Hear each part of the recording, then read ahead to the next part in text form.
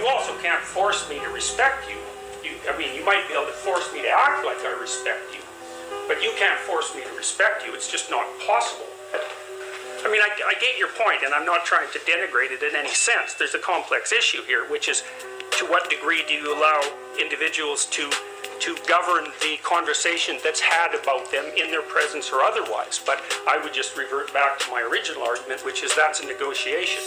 You got 3 states. You can negotiate with someone. You can be their slave, or you can be their tyrant.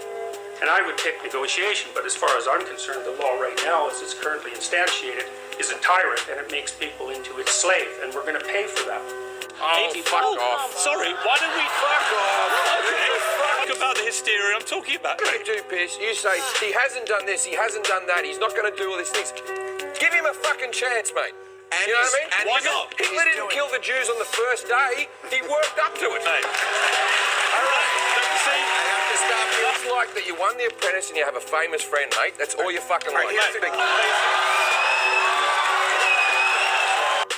It's all about this. It's gross. It's racist. It's not.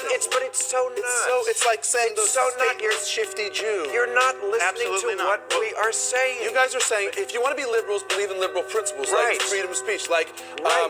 We are endowed by our forefathers with an inalienable rights, like all men are created. No, Ben, we have to be able to criticize bad ideas. He's a sexist. He's a racist.